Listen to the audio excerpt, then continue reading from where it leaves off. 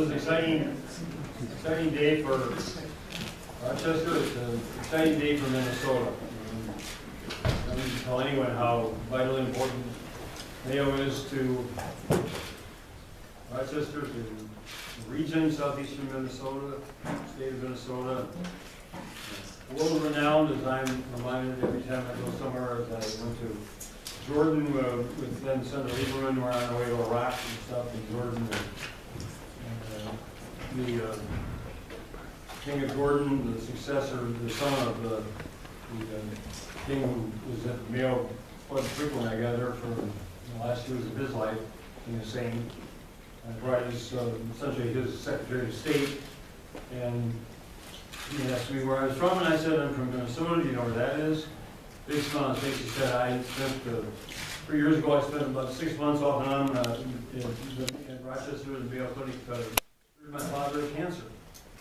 And you know, those are the relationships you know people never forget. So you're not only saving a life, but you're really broadening that connection between Minnesota and Rochester and the world.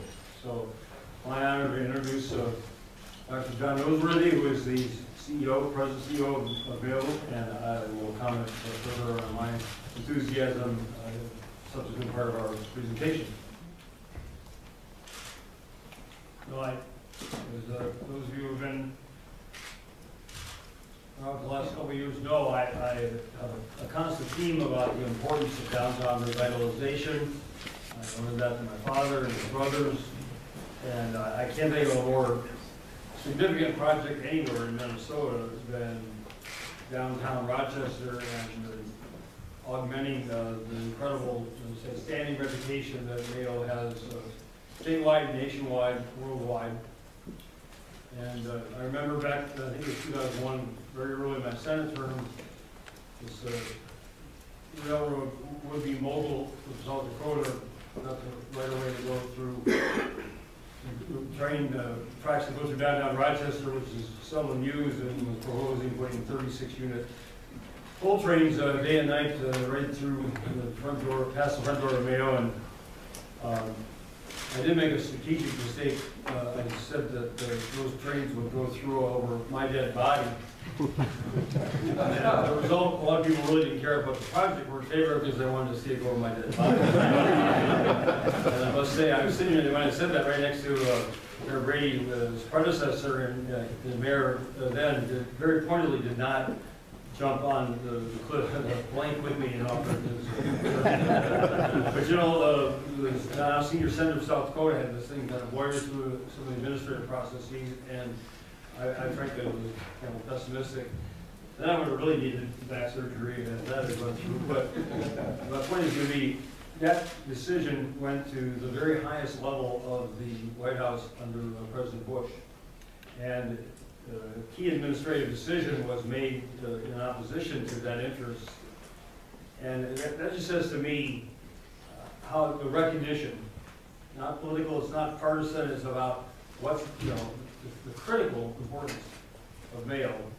And I say it's the platinum jewel in our social and economic crown, medical technology industry, the medical providers all over the state. One of the huge reasons that people choose to live here, be here, raise their families here, locate, expand businesses here, as well as obviously the quality of life of taking care of people like myself who have the benefits then of all the best of modern medicine can offer. So I can't stress the importance of this overall. I don't know if this is exactly the right financing mechanism. I hesitate to compare this to the football stadium because it's a different project entirely, but the legislative process, I have great faith when there's a shared willingness to accomplish something, is the best way over the next couple months to look through and see what are the consequences of this approach versus another. And I thought when I first looked at it, I got to bring this up because it's been a source of, as you know, any disappointment to me. But I thought when I looked at it, I said, well, it's just under $600 million over 20 years. That's averaged out $30 million a year. I can't commit future governors. Legislators can't commit future legislatures, but I can pretty much give Dr. Noseworthy the assurance that we can come up with $30 million a year continuously to make this project a reality. And then I thought to myself, well, you know what, I can't make that promise, because I've tried twice now, not this exact project, but other downtown improvement projects, Rochester, $28 million bonding proposal, $32 million bonding proposal. And unfortunately, you know, there wasn't enough of an agreement about the importance of downtown revitalization projects, Rochester, Mankato, St. Cloud, and to get that accomplished. And, you know, so we're back at that threshold. And this is going to have bipartisan support, broad bipartisan support. You have to look at the consequences of it financially in terms of precedents for other cities, communities, regions, no question. But I just say again, you know, I'm glad everybody's here today. I hope and request that everybody be here 3 or 4 months from now for the announcement of a successful conclusion, passage of the legislature, and in between, we can all pull together and make this a reality, not just a talking point, but a reality. I've got to go off to another appointment. I apologize for that, but Dr. Noble, you want to take over and answer whatever questions that are. Before you go,